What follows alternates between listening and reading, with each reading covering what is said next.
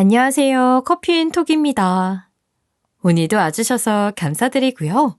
바로 사연 시작하겠습니다. 안녕하세요. 결혼한 지 2년 차가 된 30대 중반의 여성입니다. 사람에게는 누구나 마음에 담아두는 일이 하나씩은 있다고 해요. 그 일이 누군가에 대한 미안함일 수도 있고 또 헤어진 사람과의 그리움일 수도 있겠죠. 저희 가족에게도 마음에 담아두고 아직 이별을 하지 못한 존재가 있어요. 사실 저희 가족들은 10년 전 안타깝게 동생을 떠나보내는 일이 있었거든요. 아직도 집에 들어서면 동생이 언니라고 부르며 방에서 나올 것만 같아요. 아마도 부모님은 자식을 먼저 떠나보냈으니 저보다 더 슬프고 힘드시겠죠. 그래서인지 저희 집은 여전히 동생의 방을 정리하지 않고 지내고 있어요. 저도 동생이 살아있을 때는 몰랐는데 막상 떠나고 보니 마음속에는 더 잘해주지 못한 미안함이 남아있게 되더라고요.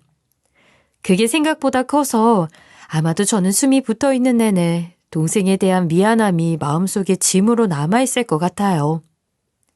사실 먼저 세상을 떠난 동생은 RH-A형으로 전체 인구 0.3%밖에 되지 않은 희귀한 혈액형을 가지고 있었어요. 아무래도 희귀한 혈액형이라 사고가 나거나 아파서 수술이라도 받게 되면 일반적인 혈액형과는 다르게 쉽게 혈액을 구하지 못하기에 늘 조심하면서 살 수밖에 없었죠. 그런데 하늘이 무심하게도 빗길을 달리던 차에 치이는 교통사고가 나게 되었고 사고 당시에 수혈이 필요한데도 혈액을 어떻게 구할 방법이 없어서 받지 못했어요. 가족 중에라도 같은 혈액형이 있으면 줄 수 있었겠지만 안타깝게도 저희 식구 중에 유일하게 동생만 RH-A형이었죠. 그래서 끝내 손도 못 써보고 동생을 보낼 수밖에 없었어요.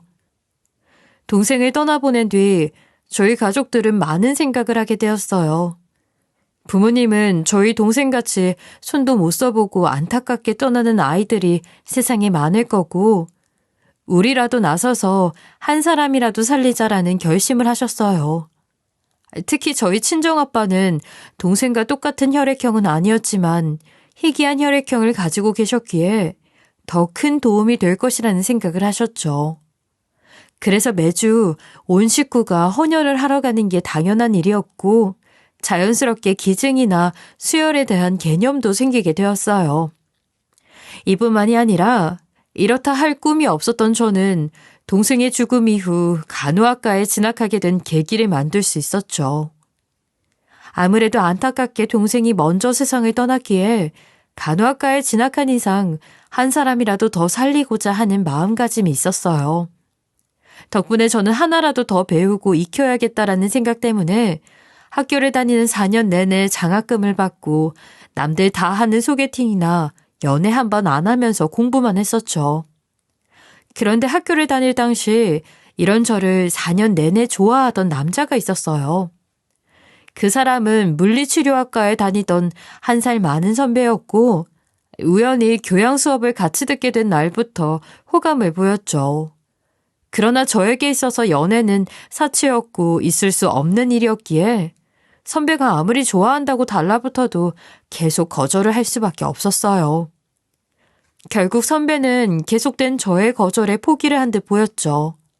그렇게 저는 동기들에게 그리고 선후배들에게 악바리 소리를 들으며 공부만 했고 이것이 대학 시절 추억의 전부가 되었어요.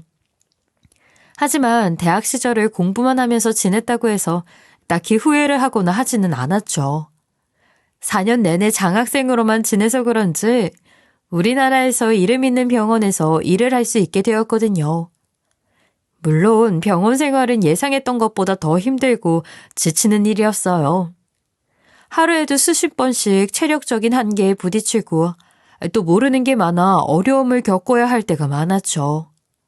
그래도 제 동생처럼 안타깝게 환자를 보내지 말자는 생각 때문에 아무리 힘들어도 끝까지 포기하지 않고 병원 생활을 할 수 있었어요. 사실 저는 병원에서 일을 하다 보니 매일같이 아프다는 소리를 지겹도록 듣게 되는데 다른 간호사들처럼 집에 들어가서 힘들다고 신세 한탄 같은 것은 하지 않는 편이에요. 특히 아프다는 말은 입 밖으로 꺼내지 않죠. 안타깝게 동생을 떠나보내게 된 후부터는 친정아빠가 아프다는 말을 굉장히 예민하게 받아들이시거든요. 그래서 병원에서 있었던 일뿐만 아니라 혹시 제가 몸이 안 좋은 날이 있어도 그걸 감추는 게 습관이 되었어요. 덕분에 어쩔 수 없이 아빠에게 이런저런 핑계를 대면서 감춰야 하는 일도 있었어요. 저는 오래전에 병원에 입원을 해야 했던 적이 있었거든요. 사실 간호사가 되기 전에 저는 취업을 앞두고 한 통의 전화를 받게 되었던 적이 있었어요. 그때는 혹시나 하는 생각에 모르는 번호도 혹시 합격 전화일까 늘 휴대폰을 붙들고 지냈었죠. 그런데 그 전화는 조혈모 세포를 기증하겠다고 했던 곳이었어요. 저는 동생을 잃게 된 이후 혹시 기회가 생긴다면 혈액 기증 외에 더 좋은 일을 하고 싶다는 생각을 가지고 있었죠. 그래서 이것저것 알아보다가 우연히 조혈모 세포 기증을 알게 되었고 관련 기관의 정보를 등록했었어요. 그때는 과연 기증으로 이어질 수 있을까 반신반의를 하면서 등록을 했던 것인데 정말로 이렇게 연락이 오게 될 줄은 몰라서 전화를 받고 나서 조금은 놀랐던 것 같아요. 당연히 저는 기증을 하기로 마음을 먹고 정보를 등록했던 것이지만 순간 부모님께서는 어떻게 생각을 하실지 걱정이 되더라고요. 물론 좋은 일을 하기 위한 일이기는 해도 아빠는 제가 입원을 해야 할 것 같다고 말씀해드리면 난리가 나실 것이 뻔했기에 걱정이 될 수밖에 없었죠. 하지만 기증센터의 이야기를 들어보니 보통 조혈모 세포 기증은 가족과 일치하는 사람이 없으면 기증자를 찾게 된다고 했어요. 전화 한 통을 이어나가면서 한편으로는 부모님의 반응이 걱정이 되었지만 누구보다 애타는 그 심정을 알기에 저는 더 이상 망설이지 않고 전화가 온 날 바로 기증 절차를 밟겠다고 결정했죠. 이전에 동생이 교통사고가 났을 때 저희 가족들도 혈액을 기증받지 못해서 애가 탔던 기억이 있거든요. 물론 결정하고 보니 아빠에게 이야기를 어떻게 해야 할지 막막했었죠. 그래서 일단 엄마에게 먼저 기증센터에 연락을 받았다는 말씀을 드리게 되었어요. 그런데 알고 보니 비슷한 시기에 엄마도 기증센터에서 연락을 받았다고 했죠. 엄마도 전화를 받자마자 저와 같은 생각을 가지고 있었고 이미 마음의 준비와 결정은 다 한 뒤였어요. 그러나 엄마도 결정을 하고 보니 이 문제에 누구보다 예민할 아빠가 걱정이 된다고 하셨죠.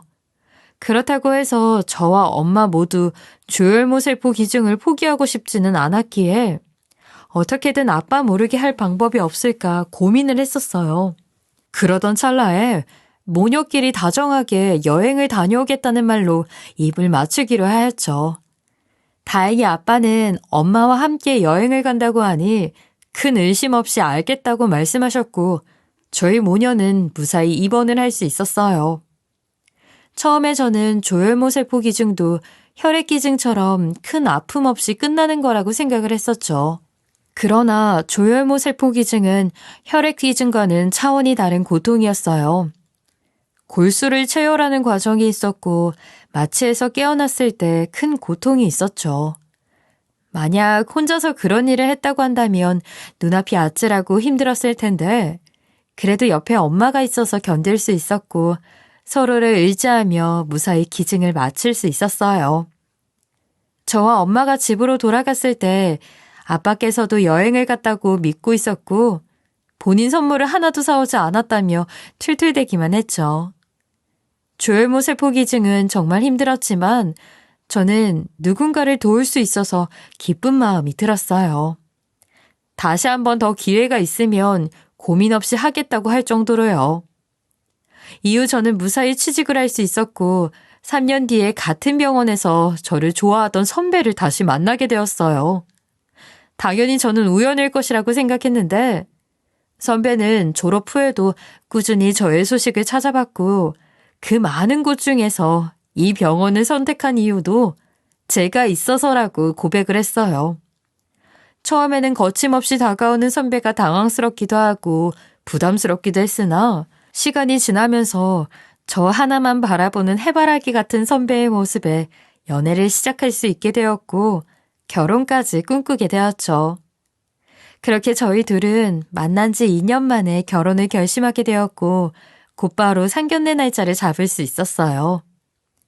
평소에 남편은 항상 저를 아껴주고 사랑해 주었고 본인 일을 할 때는 저만큼 헌신적으로 하는 편이었죠. 덕분에 주변에서는 저희를 보면서 천사 둘이 만났다고 할 정도였어요. 사실 남편도 저처럼 꾸준히 헌혈이나 소아암 환우들에게 기부를 하고 있었거든요. 그래서 저는 남편의 모습을 보면서 이런 사람이라면 평생을 함께 살아도 행복할 수 있겠다라는 생각을 꾸준히 해왔어요. 그런데 남편이 저에게 프로포즈를 하던 그날 갑자기 해줄 말이 있다고 하더라고요. 평소에 이렇게 진지하게 분위기를 잡고 이야기하는 편이 아니라 순간 무슨 일이 있나 싶었죠. 유진아, 너한테 이런 이야기를 하는 게 맞는 건지 모르겠는데 그래도 결혼할 사람이니 미리 말해두는 게 좋을 것 같아서. 사실 나 외동이 아니고 동생이 한 명 있어. 응? 그게 무슨 소리야? 당신 외동 아니었어? 지금까지 만나면서 나한테 항상 외동이라고 했잖아. 당신 또 나한테 장난치려고 일부러 그러는 거지? 처음에는 남편이 워낙 장난기가 많다 보니 또 장난을 치려는구나 하는 생각을 했었어요.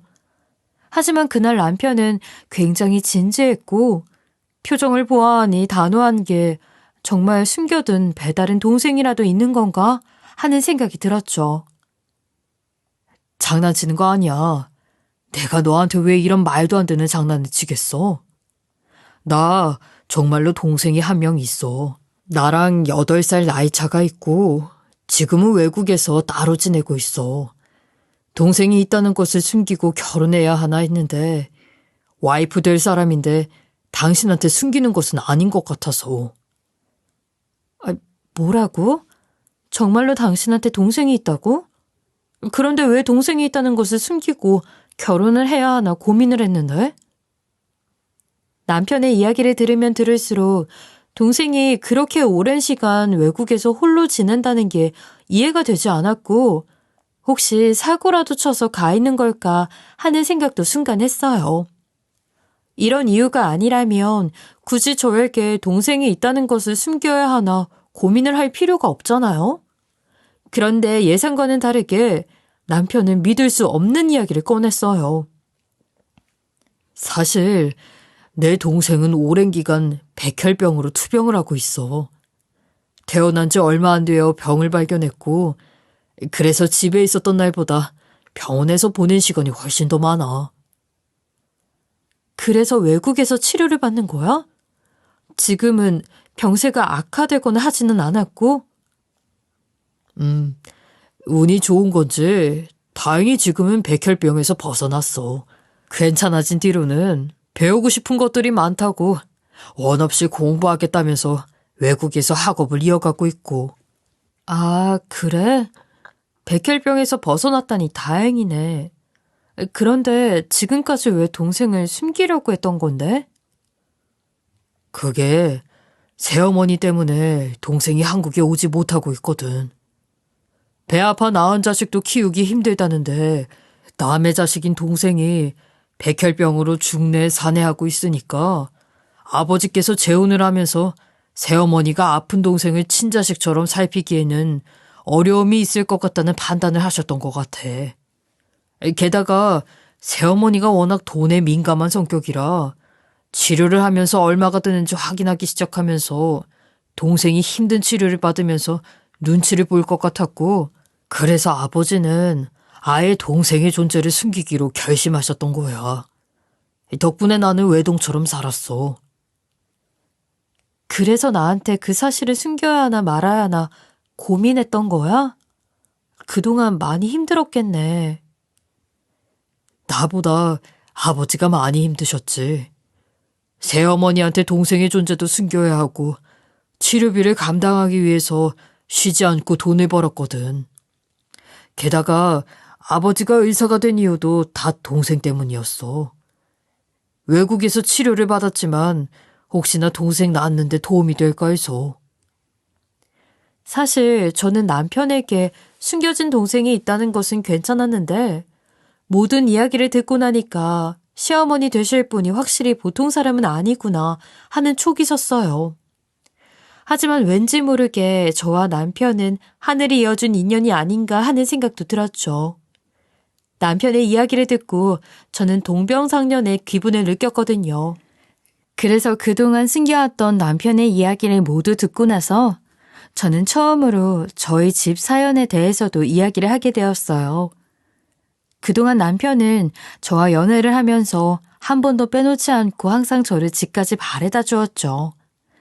마음 같아서는 집에 들어오라고 해서 차 한잔 같이 하고 싶었지만 저는 연애를 하는 내내 한 번도 집에 들어오라고 말을 하지 못했어요.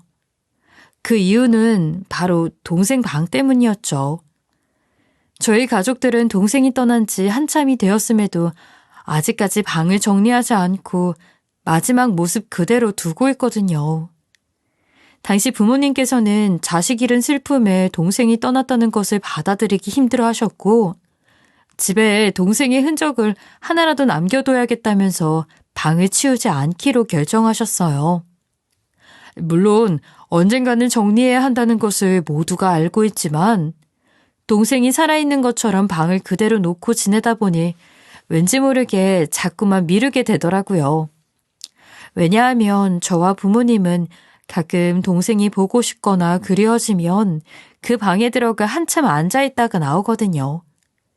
주인이 없는 방이지만 그래도 그곳에 들어갔다가 나오면 힘들 때 위로가 되고 그리울 때는 동생을 만나고 온 듯한 느낌이 들어서 만약 그 방이 없어진다면 다들 힘들어질 것 같아 쉽사리 정리를 하지 못했죠. 그러나 친척들이나 가까운 지인들은 떠난 사람 방을 그대로 두는 것이 말이 되는 일이냐면서 저희 가족을 이상하게 보았어요. 방에 제사상 차려놓은 것도 아니고 그게 뭐 하는 짓이냐면서요.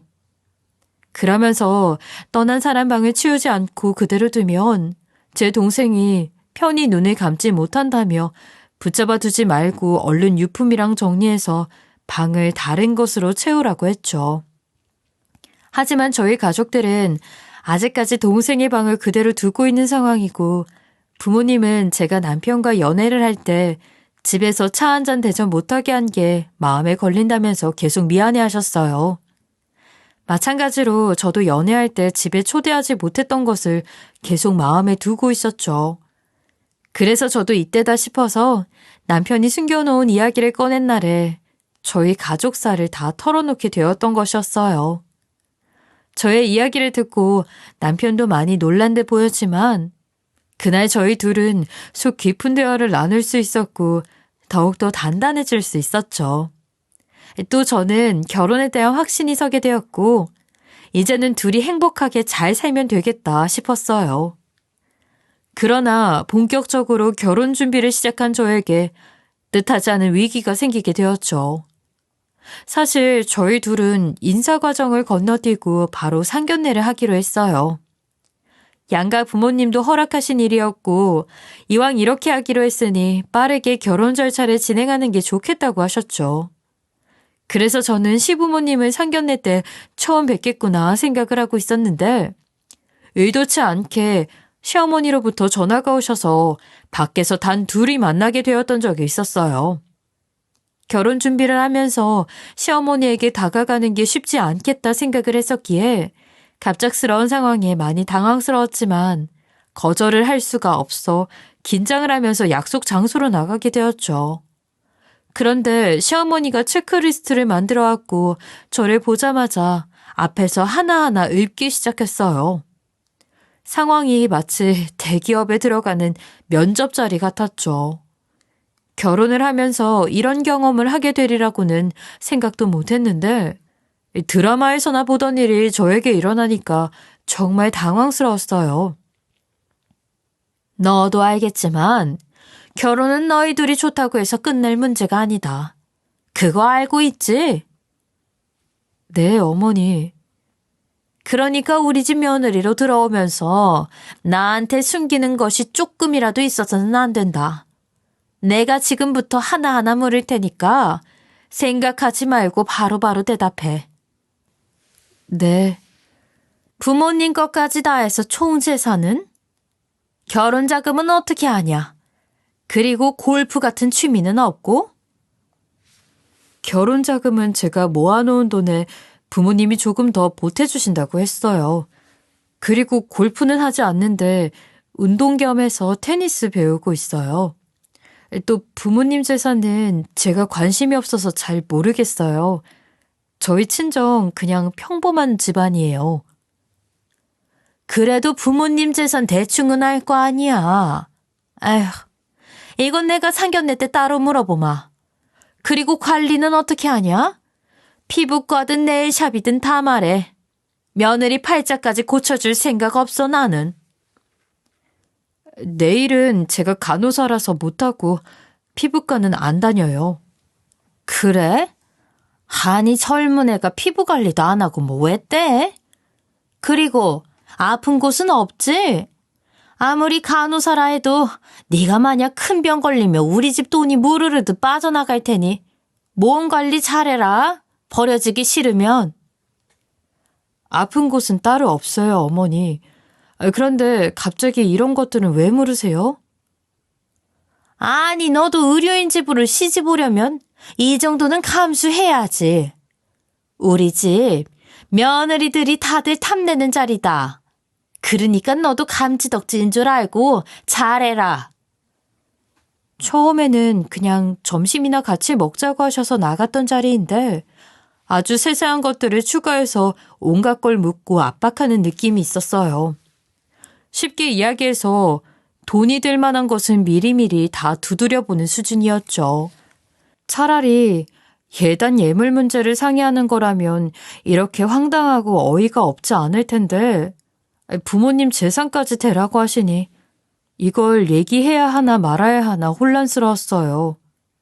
게다가 아픈 곳이 있으면 버릴 거라는 말도 안 되는 협박까지 하시니까 그 순간 이 결혼을 하는 게 맞나? 라는 생각이 들었죠. 시어머니의 인성을 보니까 시아버지와 남편이 그동안 왜 동생을 숨겨왔는지 이해가 되더라고요.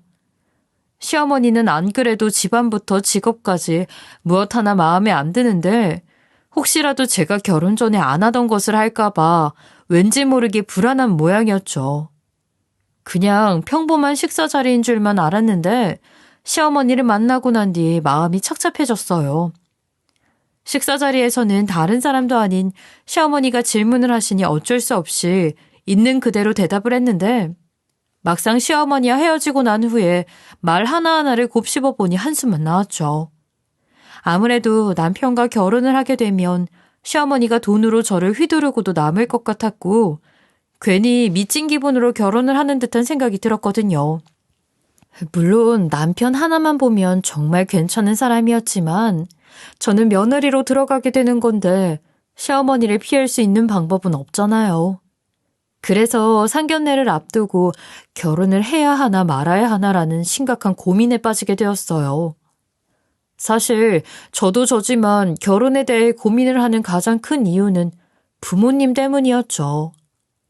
이미 한 번 동생 일 때문에 많이 힘들어 하셨는데 그런 부모님에게 또 다른 상처를 주고 싶지는 않았거든요. 그런데 시어머니와 따로 만나보니 저희 부모님에게 상처를 주는 일을 벌이고도 남을 것 같다는 생각이 들었어요. 하지만 한편으로는 시어머니 하나 때문에 이렇게 마음에 잘 맞는 사람을 놓쳐야 하나라는 생각도 들었죠. 게다가 남편이 이야기하는 것을 들어보니까 평소에 새어머니와는 거의 내외하면서 지내는 것 같아서 자주 만날 일이 생길까 하는 생각도 있었고요. 정말 마음이 반반으로 나뉜 기분이었죠. 이렇게 며칠이 지나고 병원에서 정신없이 뛰어다니며 일을 하고 있었는데 갑자기 누군가 저를 찾아왔다는 연락을 받은 적이 있어요. 그래서 손님이 계시다는 곳으로 가보았는데 노신사 한 분이 앉아 계시더군요. 얼굴도 본 적이 없는 모르는 사람이라 같이 일하는 간호사가 사람을 착각하고 잘못 연락을 했나 보다라는 생각이 들어 다시 확인 전화를 해보려고 하고 있었죠. 그런데 노신사가 저를 발견하고 앞으로 다가오더니 먼저 인사를 건네는 거예요. 안녕하세요. 이미숙 씨 따님 되시죠? 갑자기 찾아와서 미안해요. 네, 맞아요. 그런데 누구세요? 저는 처음 뵙는 것 같은데요. 참, 내 소개를 안 했네요. 저는 미숙 씨랑 같은 고향에서 살던 사람이에요. 고마운 일이 있어서 그동안 인사를 하고 싶었는데, 기회가 닿지 않아서 못하다가, 우연히 따님분이 일하시는 병원이라고 해서, 이렇게 신뢰를 무릅쓰고 찾아왔네요. 저를 찾아온 노신사는 저에게 꽃과 홍삼이라면서 쇼핑백을 챙겨주었어요. 그런데 아무리 생각해도 엄마가 일하는 곳도 아니고 딸이 일하는 곳까지 찾아와 홍삼과 꽃 선물을 챙겨주는 게 이상한 거예요. 엄마가 얼마나 고마운 일을 했길래 이렇게 직접 찾아와서 선물을 주는 건지 꽃과 홍삼을 받고도 의심이 가는 게 한두 개가 아니었죠. 그러시군요. 그런데 고향 분이시라면서 엄마에게 직접 연락하셔서 전달을 해주실 수도 있었을 텐데 왜 저에게 찾아오신 건가요? 그게 미숙 씨랑은 연락이 끊어져서 할 수가 없어요. 그러시군요. 제가 엄마에게 선물을 전달해드리면 분명히 감사 인사하겠다고 하실 것 같은데 전화번호 하나만 남겨주실 수 있나요? 아니에요. 그렇게까지 하실 필요 없어요. 그냥 지나가다가 고마웠던 일이 생각나 잠깐 들은 거니 엄마에게 고마워했던 사람이 와서 선물만 전해주고 갔다고 그렇게 전달만 해주세요. 어떻게 그래요? 전화번호 남기시는 게 어려우시면 제가 엄마 모시고 한번 찾아뵐게요. 정말로 그럴 필요 없어요. 참, 듣기로는 곧 결혼한다고 하던데 진심으로 축하해요. 네? 제가 결혼하는 것은 어떻게 하셨어요? 우연히 미숙 씨 근황 물어보다가 아는 사람한테 들었어요. 정말 축하해요. 그리고 많이 바쁠 텐데 내가 시간 뺏어서 미안해요. 나는 줄 것도 다 줬고 하고 싶은 말도 다 했으니 먼저 가볼게요. 노신사는 전화나 직접 만나는 것을 피하는 듯한 느낌이 강했어요. 분명히 이런 걸 덜컥 받아가면 엄마도 이것저것 따져 물을 텐데 제가 아무리 물어봐도 본인은 엄마와 같은 고향 사람이라는 말만 반복했죠. 게다가 곧 제가 결혼을 할 예정이라는 것을 아는 것도 수상하고 이상했어요. 그래서 저는 이것저것 물어봐야겠다는 생각에 가려던 노신사를 붙잡았죠. 그러자 그 사람은 인자한 미소를 하고 웃으면서 저에게 곧 보게 될 테니 반갑게 만나자는 한마디만 남기고 끝까지 의미심장하게 사라졌어요. 어쩔 수 없이 저는 퇴근 후 집에 돌아가 엄마에게 노신사의 인상착의부터 말투까지 설명했죠. 그러나 엄마는 누군지 전혀 감을 못 잡았어요. 혹시나 잘못 찾아온 게 아닐까 싶어서 선물을 뒤적거려 봤는데 꽃다발에 엄마 이름이 적혀 있는 것을 보고 더 혼란이 왔죠. 게다가 홍삼 상자에는 의문의 카드키가 하나 들어있었어요. 메시지 카드 한 장 없이 의문의 카드키까지 들어있으니 엄마는 당황스러워하는 표정이 역력했죠. 하지만 이내 누군지 모르지만 카드키가 들어있으니 곧 연락이 올 거라면서 그대로 두자고 했어요. 그렇게 상견례 전날이 다가왔고 저는 시어머니에게서 연락을 받게 되었죠. 식사 함께 하는 걸로 알고 가볍게 만나자고 하시더군요. 사실 남편과 저는 상견례 장소를 계속 알아보고 있었고 마음에 드는 상견례 장소를 발견했던 상황이었어요. 음식점에서는 전날에만 예약을 하면 준비해주겠다고 해서 시어머니에게 연락이 왔던 그날 예약 전화를 하려고 했었죠. 그런데 시어머니께서 가볍게 만나자며 시댁에서 식사를 하자고 제안하시니 저로서는 부담을 덜어주려는 배려 같아서 나쁘게 들리지는 않았어요. 옆에 앉아있던 남편도 전화 내용을 듣고 놀랐는지 어머니가 이런 제안을 하실 줄은 몰랐다면서 정말 오래 살고 볼 일이라며 신기해했죠. 시어머니의 예상치 못한 제안에 저희는 알아보았던 상견례 장소 예약을 하지 않았고 그날 마음 편히 데이트를 즐길 수 있었어요. 그리고 대망의 상견례 날에 저는 부모님을 모시고 시댁으로 향하게 되었죠. 저도 처음 방문을 했던 거라 긴장을 많이 했었는데 부모님께서는 생각보다 으리으리한 집 수준에 많이 놀랐는지 안으로 들어가면서도 사돈집을 이렇게 와도 되는 거냐며 걱정을 많이 하셨어요. 그렇게 저와 부모님은 시댁집으로 들어가게 되었고 시어머니를 마주하자마자 집이 너무 크고 예쁘다며 말을 먼저 꺼냈죠. 그러자 시어머니는 인서치레인 줄 모르는 건지 그림부터 정원에 나무 그리고 정원서와 경비원까지 관리가 얼마나 든다는 등 자연스럽게 불을 뽐냈어요. 쉽게 이야기해서 저희 가족과는 수준이 다르다는 식으로 차이를 확 느끼게 만들었죠. 남편이 옆에 있었다면 당연히 시어머니를 뜯어 말렸을 텐데 퇴근 후 집에 오고 있는 상황이라 막아줄 사람이 옆에 없었어요. 시어머니의 말에 저희 부모님은 많이 당황하신 듯 보였지만 애써 웃어넘기려고 하셨죠. 저도 중요한 자리였기에 한 귀로 듣고 한 귀로 흘리면서 지나가려고 했고요. 그런데 얼마 지나지 않아 일이 터지게 되었죠. 시어머니의 안내를 받아 부엌으로 들어갔는데 식탁에는 물잔만 올려져 있었거든요. 순간 저는 흠칫했지만 평소 요리를 안 하는 사람이라면 그럴 수도 있다고 그래도 상견례 자리인데 이런 식으로 대접을 하겠냐는 생각을 하면서 설마 하는 마음으로 차분히 기다려보았죠. 그런데 얼마 지나지 않아 시댁집 벨이 울렸고 시어머니는 곧바로 문을 열어줬어요.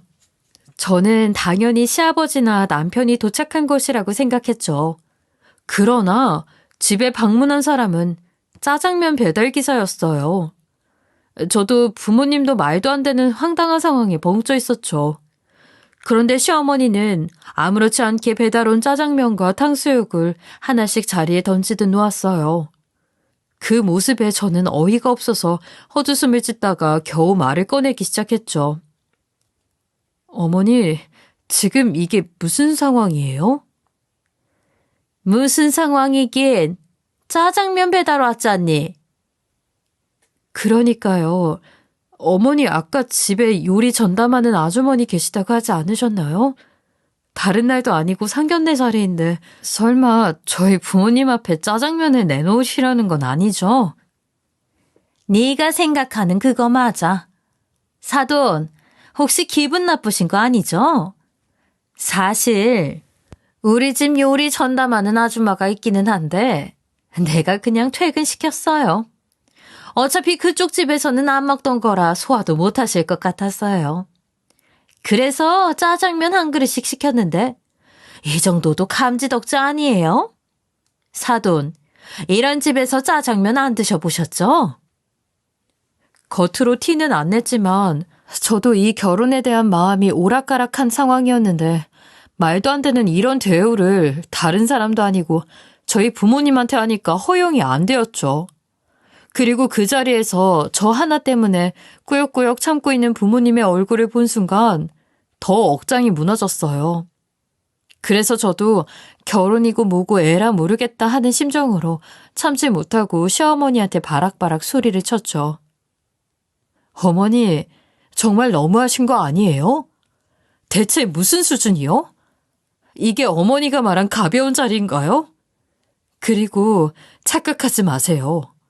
저 이 집안에 시집 오고 싶어 안달난 사람 아니라고요. 그러니까 이런 대우 하신 거 저희 부모님 앞에서 사과해 주세요. 어머, 얘 좀 봐라. 내가 뭘 잘못했다고 사과를 하냐. 물만 준 것도 아니고 짜장면에 탕수육까지 시켜줬구만. 이게 어디서 시엠이 될 사람한테 소리를 쳐? 사돈, 딸 정말 잘 키우셨습니다. 친정부모님은 제가 난리를 치니 안절부절 못하고 계셨고 저는 시어머니 말에 눈이 돌아가서 한마디 더 하려고 했죠. 그런데 그때 얼마 전 저에게 선물을 주었던 노신사분과 남편이 함께 나타났어요. 노신사분은 부엌 밖에서 저와 시어머니의 대화를 대충 들었는지 시어머니를 말없이 노려보더니 밖으로 내쫓아 버렸죠. 그리고 갑자기 저희 엄마 앞에 큰절을 하면서 감사한 인연을 이렇게 또 이어주시다니 라고 하며 울먹였어요. 그렇게 노신사분은 자리에서 일어서지도 못한 채 한참을 엉엉 울었어요. 당연히 영문 모를 상황에 저와 부모님은 어리둥절했죠. 노신사분은 지난번에 고향 사람이라고 이야기했는데 엄마의 표정을 보아하니 처음 본 얼굴을 하고 있더군요. 서로를 못 알아보는 것을 보고 저는 크게 당황했어요. 그렇게 한참의 시간이 지난 후 남편의 부축으로 노신사분은 겨우 몸을 일으켰어요. 그리고 곧장 엄마에게 다가가더니 두 손을 잡으면서 덕분에 내 아들이 살았다고 하셨죠. 저와 부모님은 이게 무슨 일인가 싶어 서로를 빤히 쳐다보았어요. 그러자 노신사분은 이게 어떻게 된 일인지 자세히 설명을 해주셨죠. 사람 인연이라는 게 참 즐기다더니 이렇게도 연이 닿네요. 그게 무슨 말씀이신지 저희는 이 상황이 이해가 되지 않네요. 지난번에 저희 딸에게는 고향 사람이라고 하시고 선물을 지어주시더니 오늘은 또 저희 상견례하는 곳에 갑자기 나타나시다니요. 이 상황이 혼란스러우시다는 거 충분히 이해합니다. 사실 제가 진훈이 애비 되는 사람입니다. 그리고 사돈께서 기증해 주신 골수 때문에 저희 둘째 아들이 목숨을 건질 수 있었고요.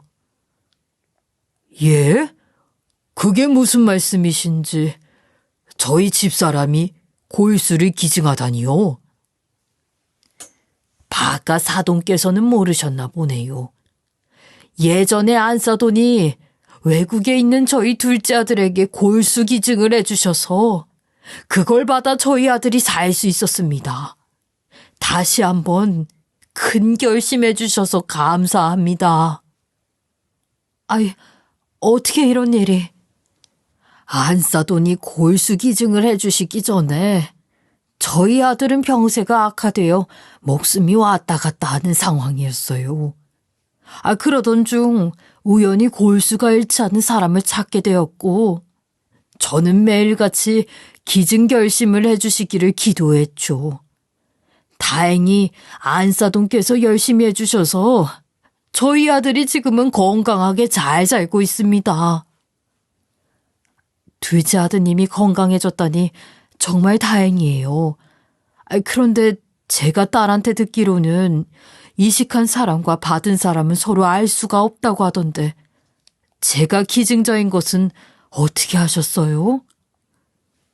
사실 기증자 정보는 항상 궁금했었는데 기증 직후에는 찾을 수가 없었어요. 그리고 찾지 않는 게 맞다고 생각했었죠. 그런데 우리 아들의 목숨을 구해주셨는데 어떻게든 그 은혜를 갚고 싶더라고요. 그래서 몇 년이 지나 동료 의사를 통해 간곡히 부탁해서 찾게 된 겁니다. 그러셨군요. 다시 한번 감사드립니다. 그리고 유진이 이렇게 잘 키워 며느리로 보내주셔서 너무 감사해요. 사실 유진이가 며느리로 온다는 것을 알고 제가 그때부터 준비를 했던 게 있었어요. 시아버지께서는 갑자기 거실로 나와보라고 말씀하시더니 커튼을 젖히고 손가락으로 건너편 저택을 가리키셨어요. 알고 보니 시아버지가 인근에 부모님과 제가 살 집을 마련해 두었던 것이었죠. 이전에 시아버지께서 선물로 주고 가신 홍삼 상자 속에 들어있던 키도 그 집 열쇠였던 것이었어요. 언제 들어왔는지 시어머니도 창문으로 집을 보면서 우리 집보다 더 크잖아, 미쳤네 라고 하면서 당장이라도 넘어갈 기세였죠. 그러나 시아버지는 그런 시어머니를 보고도 철저하게 무시했어요. 그저 저희 가족들을 보면서 이런 인연으로 이어진 것은 분명 내가 아들을 살려준 빚을 갚으라는 뜻인 것 같다고 말씀하셨어요. 마찬가지로 저희 남편도 엄마를 보면서 너무 감사하다고 앞으로 잘하겠다면서 절을 올렸죠. 시어머니는 그 모습을 보면서 우리 집보다 더 큰 집을 주면 어떻게 하냐고 거지들한테는 한 푼도 못 준다며 난리를 쳤어요. 하지만 시아버지는 곧바로 변호사를 호출하시더니 시어머니 앞에서 이혼을 통보했죠. 당신 계약 위반이야. 이제 이분들 내 가족이니까. 뭐라고? 이게 무슨 말도 안 되는 소리야? 당신 너무한 거 아니야? 너무하긴 뭐가 너무해. 우리 가족들이 당신과 내 사이를 반대하면 언제든 갈라서겠다 계약서까지 썼잖아. 처음에는 이게 대체 무슨 소리인가 했었죠. 하지만 나중에 남편에게 들어보니 재혼 전에 돈을 밝히는 시어머니의 요구 때문에 쓴 계약서가 있었고 계약 조항에는 딱 하나의 조건이 있었다고 해요. 본인 가족이 둘 사이를 반대하면 언제든 갈라서겠다는 조항이요. 상견례 날에 시어머니가 말도 안 되는 짓거리를 하면서 이혼을 하겠다는 시아버지의 의견에 남편은 찬성을 하게 되었고 결국 그 조항을 어머니가 어기게 된 것이었죠. 그러나 시어머니는 끝까지 이혼을 하지 않겠다고 본인은 억울하다고 계속해서 우기더라고요. 아무리 그래도 정당한 이유 없이 이러면 안 되지. 나는 절대 이혼 못해. 그래? 그럼 계약서도 가지고 있겠다. 소송해보지 뭐. 이 변호사, 소송 좀 준비해줘요. 이 변호사는 이 상황이 말이 된다고 생각해요?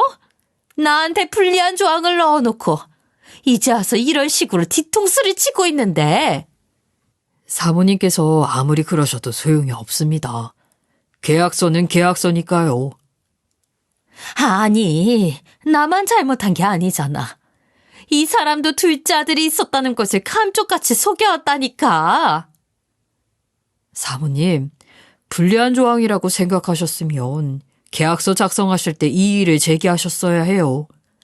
그때 사모님도 조건 받아들이시고 계약서에 도장 찍으신 거 아닌가요? 지금까지 가만히 계시다가 상황이 이렇게 되니 이의를 제기하시는 것 같은데 아무리 그러셔도 사모님이 도장을 찍은 사실은 변함이 없습니다. 그리고 둘째 아드님을 속인 것은 이 문제와 별개이니 따로 해결하셔야 할 것 같네요. 변호사님의 반박에 한참을 억울하다 우기던 시어머니는 결국 아무 말을 못하고 입을 다물 수밖에 없었죠. 그렇게 시어머니는 시아버지 손에 쫓겨났어요. 집이 다시 조용해지자 시아버지께서는 새로운 집으로 이사를 해서 행복한 시간을 보냈으면 좋겠다고 말씀을 하셨죠. 그러나 저희 부모님께서는 이렇게 큰 선물을 받을 만큼 큰 일을 한 게 없고 무엇보다 동생 방을 치우고 이사를 올 수가 없다고 하면서 거절을 하셨어요. 그러자 시아버지께서는 동생도 이제 어엿한 성인이 될 나이이니 더 좋은 환경에서 방을 마련해 주는 게 어떻겠냐며 한 번 더 제안을 하셨죠. 그 말에 저희 부모님도 수락을 하셨고 시댁은 눈물바다가 되었어요. 덕분에 저는 요즘 새로운 집에서 새 기분으로 살아가고 있는 중이에요. 건너방에는 동생이 그리고 제 옆에는 남편이 있고 위층에는 부모님이 있는 그런 집에 살 수 있는 게 얼마나 행복한 일인지 다시 한번 느낄 수 있었죠. 아버님께서는 시댁에 혼자 살고 계시지만 가까이 살다 보니 자주 찾아뵐 수 있고 잘 들어오셨는지 집에서 금방 확인할 수 있어서 좋아요. 그리고 조만간 도련님이 공부를 마치고 시댁으로 들어와 살 예정이라서 조금만 더 있으면 시댁에 웃을 날이 많아지지 않을까 싶네요. 다만 요즘 잔소리가 늘어나서 잔소리 많은 며느리가 되는 게 유일한 걱정이에요. 아무래도 시아버지가 연세가 있다 보니 걱정이 되어서 때 되면 종합검진 하셔라, 좋은 거 챙겨드리는데 왜 안 드시냐, 운동은 언제 하실 거냐 등 잔소리를 많이 하게 되거든요. 그래도 시아버지께서 싫은 내색 하나 없이 잘 맞춰주셔서 이 문제로 다툴 일이 일어나거나 하지는 않아요. 그리고 저는 이번 일을 계기로 좋은 일은 언제고 부메랑처럼 돌아온다는 말을 더 믿게 되었어요.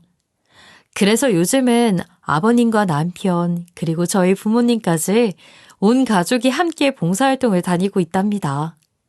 앞으로도 끈끈한 인연으로 이어진 저희 가족이 모두 행복했으면 좋겠네요. 저의 긴 글 들어주셔서 감사합니다. 지금까지 커피앤톡이었습니다. 오늘도 끝까지 함께 해주셔서 감사하고요. 다음 영상으로 또 찾아뵙겠습니다.